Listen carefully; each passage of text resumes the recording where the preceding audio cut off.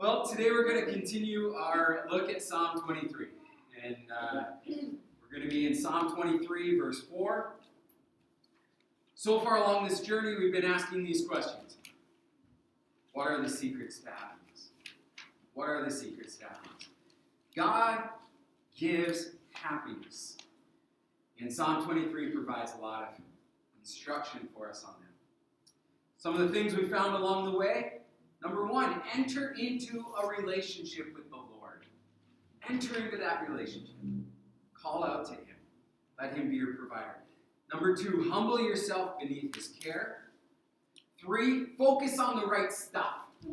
Right? Sometimes we get distracted. We're looking at the wrong things. And that can take away our happiness, take away our joy.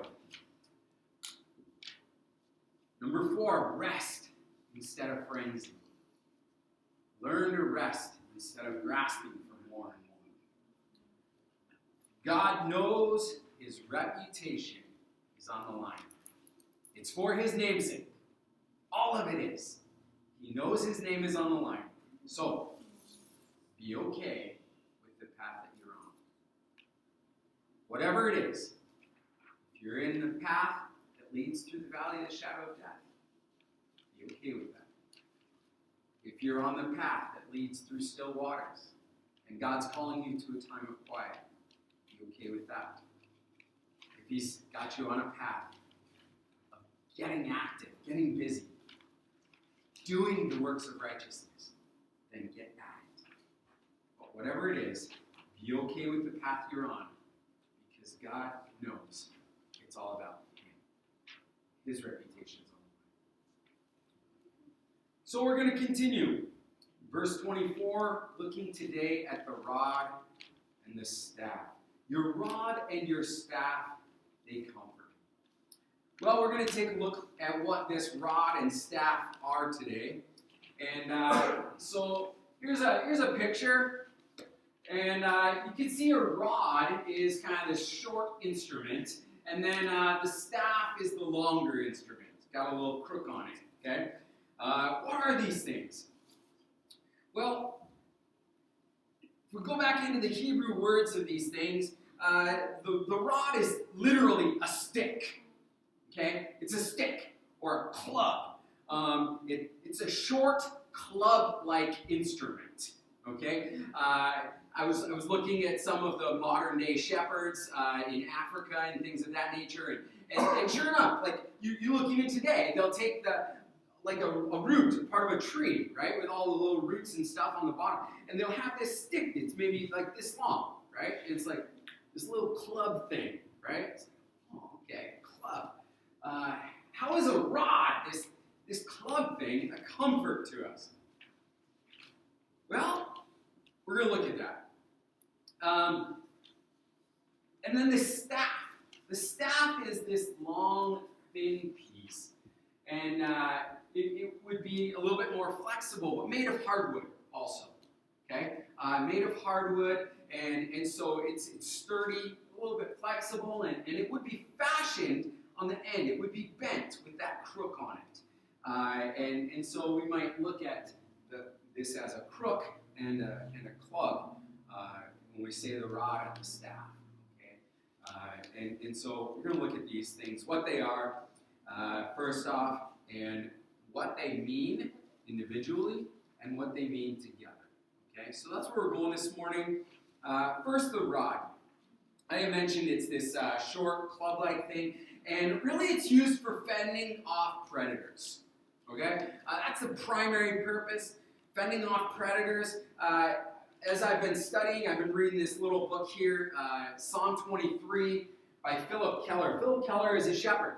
Has spent a lot of time in shepherding, and he talks about a time when he was with some Maasai shepherds in Africa. And I wanted to read this little story to you. So we're just going to read this to you. It's just a paragraph here. Once in Kenya, photographing elephants, I was being accompanied by a young Maasai herder who carried a club in his hand.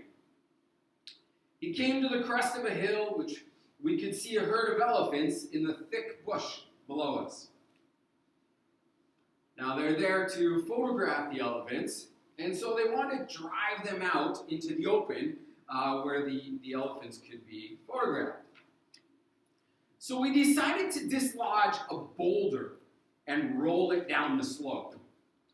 As we heaved and pushed against the great rock, a cobra, coiled beneath it, suddenly came into view, ready to strike. In a split second, the alert shepherd boy lashed out with his club, killing the snake on the spot. The weapon had never left his hand, even while we worked on the rock. Thy rod comforts me. In that instant, I saw the meaning of this phrase in a new light. It was the rod, ever ready in the shepherd's hand, that had saved the day for us. Imagine that. He's a shepherd, and he's got this little club thing. Never leaves his hand. It never leaves his hand. Even when he's prying away at a rock and he's trying to get this boulder to roll down the hill, it never leaves his hand. Why?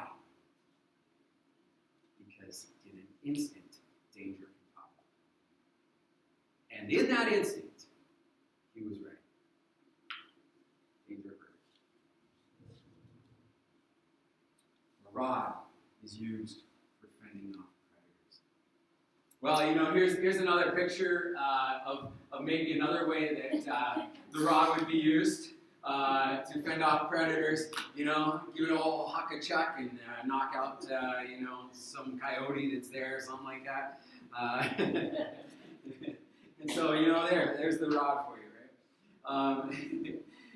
right? And we see this, right? There's a lot of different ways that the shepherd would have used his rod, right? Another way that the shepherd uses his rod is actually with unruly sheep. Okay, when a sheep is young, they would give it a smack, right? Hey, you're going the wrong way. Give it a smack, right? And correct it, and train it, direct it, and that's what they would do.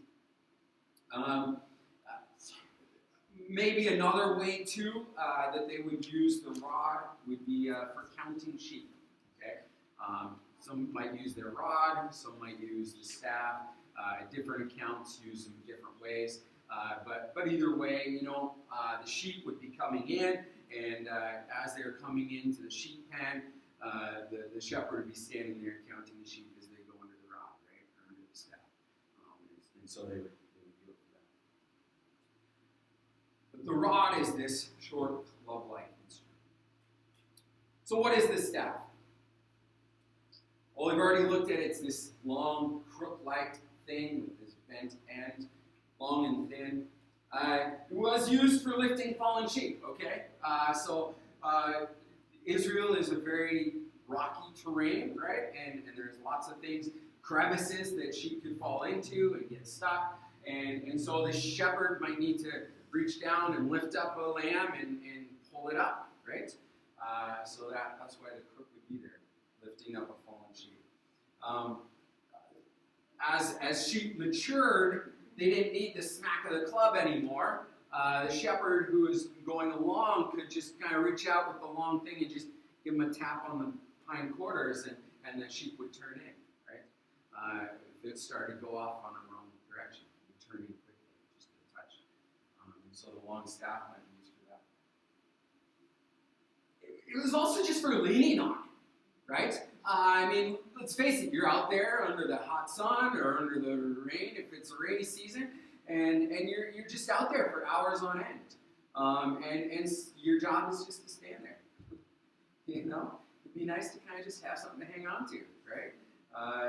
And also they might tie their lunch sack onto their staff. Even currently, I saw some pictures of some of the Messiah shepherds who would use their staff that way. Just tie on their lunch sack onto their thing as they're going on out to field. And you might have some medicine, some herbs, different things to treat the sheep, as well as your lunch, maybe some water, right? And easy way to carry it. Just throw it over your back with a little sack on there. Right? So this is the rod and the staff. And when David talks about your rod and your staff, they come from me, this is what's in his mind. Okay? The rod and the staff. Well, what do they represent? The rod represents authority. Isaiah 11:4 says this. He shall strike the earth with the rod of his mouth, and with the breath of his lips he shall kill the wicked. There is an authority that God carries, and that's represented by the rod. We also see in Proverbs 13, whoever spares the rod hates his son, but whoever loves him is diligent to discipline him. Okay?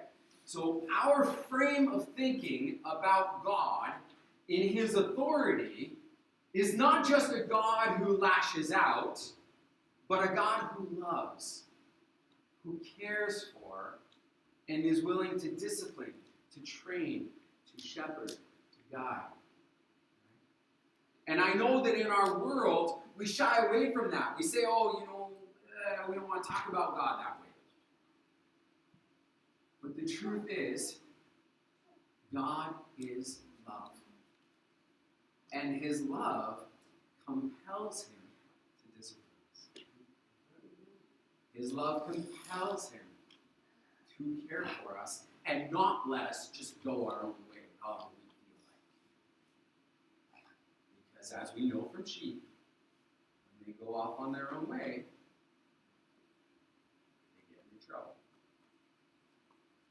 When we go off on our own way, we get into trouble. We need God's correction. So the rod represents his authority. His authority not just in our lives, but also in the world. Okay? God has authority. All authority has been given to me, Jesus said. Right? All authority in heaven and on earth has been given to him. The rod represents his authority.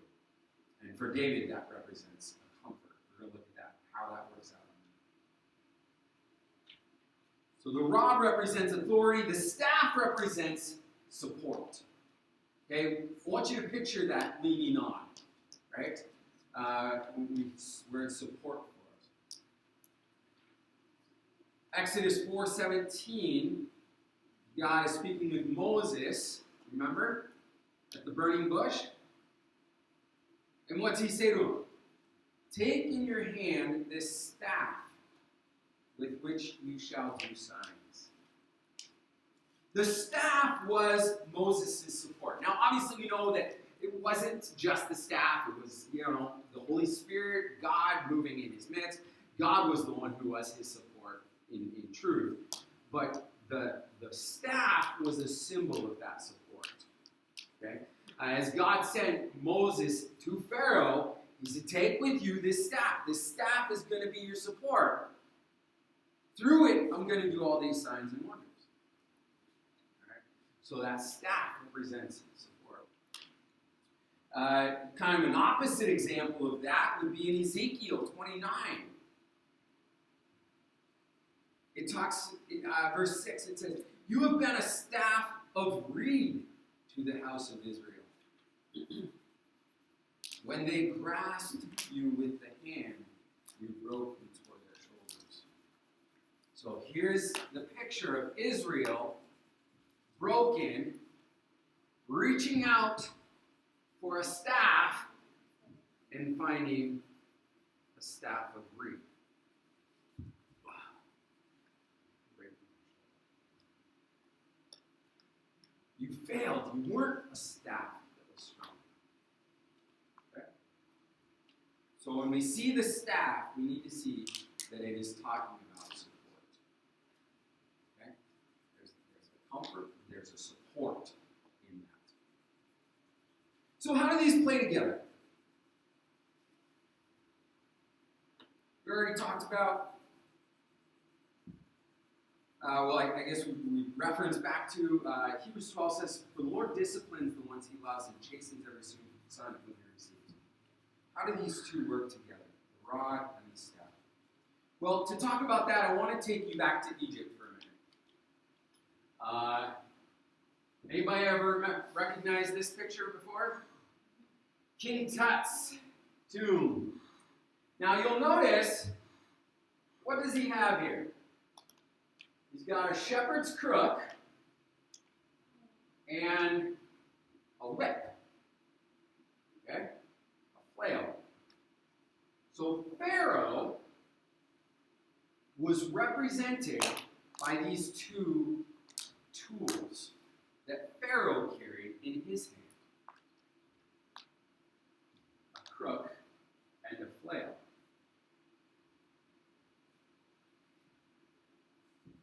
On Tutankhamun's coffinette, he's depicted with the flail and crook. It is said to represent the ruler as a shepherd whose benevolence is formidably tempered with might. Okay? Let me say that again.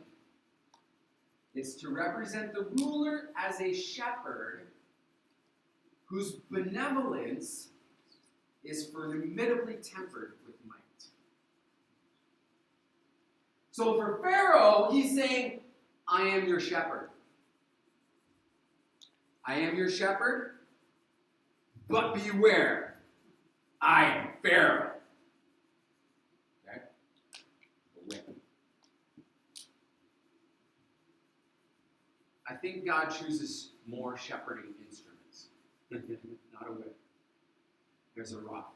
And while a rod can represent that authority, remember that the rod is there not as much for the sheep as it is to protect the sheep.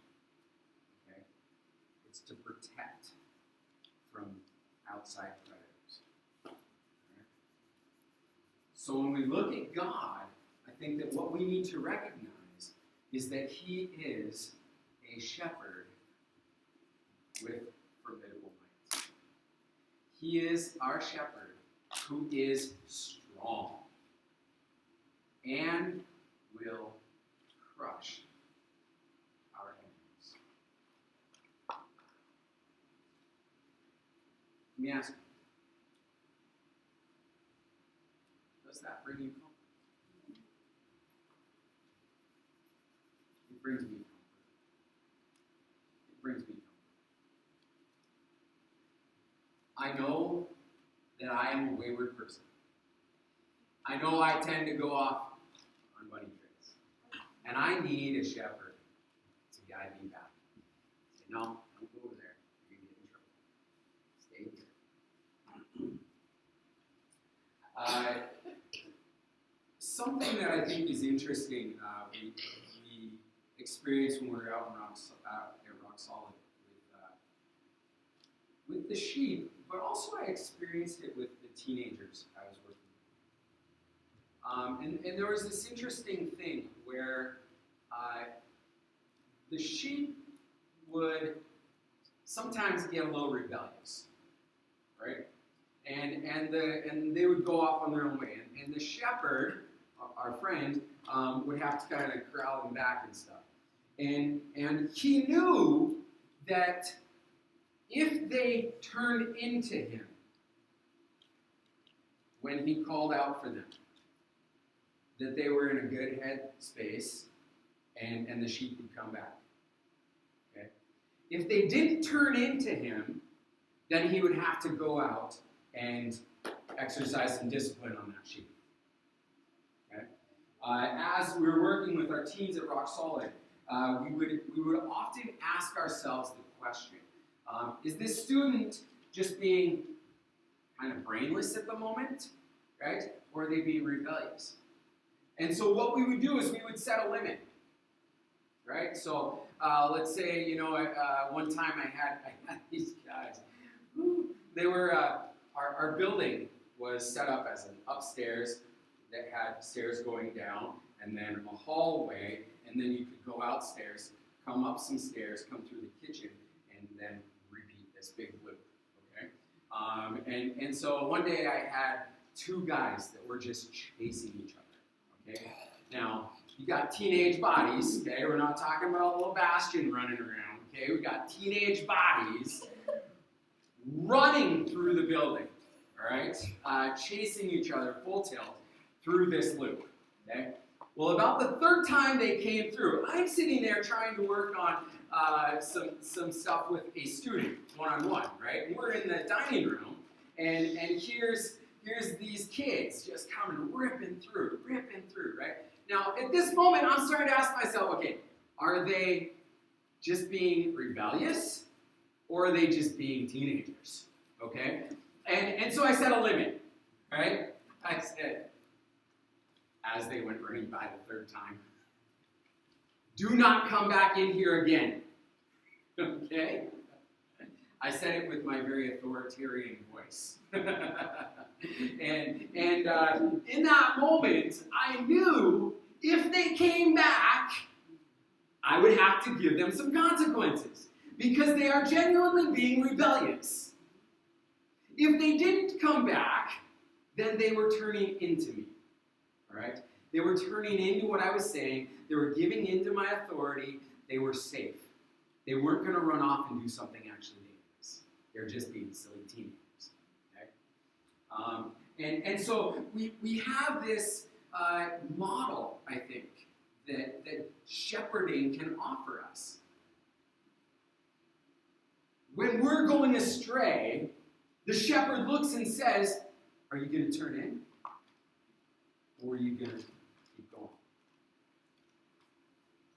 When the Spirit of God comes to you and gives you some instruction, a conviction, what are you going to do? Are you going to turn in and give in to His authority, or are you going to be rebellious? We know that there is consequences for those who are rebellious. Some of the passages we've been reading this morning are all about that. I pray that we do not fall under the rebellious pattern. I pray that when God speaks to us, we turn in. Because our shepherd is a formidable shepherd. He will bring discipline into our life because He cares for us. He cares for us.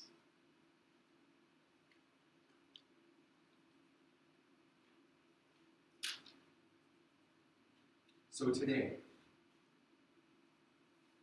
we've looked at the rod and the staff. David says, they comfort me. They comfort me. To see his shepherd holding both means that if he goes astray, his shepherd has the tools to bring him back. And if threats come from the outside, his shepherd has the tools in hand to keep those threats at bay. They're a comfort. I would say that the secret to happiness is this. When the shepherd corrects, turn into him. And know that you can securely lean on him. Okay? When you're experiencing those outside threats, he says, lean on me. He says, lean on me. Do it. You know, I love the testimony time this morning for our prayer time. Sandra, hearing the testimony of what God's doing in your life and giving you the strength to carry on. What that says to me is that you have reached out your hand to lean on God and found Him to be stable.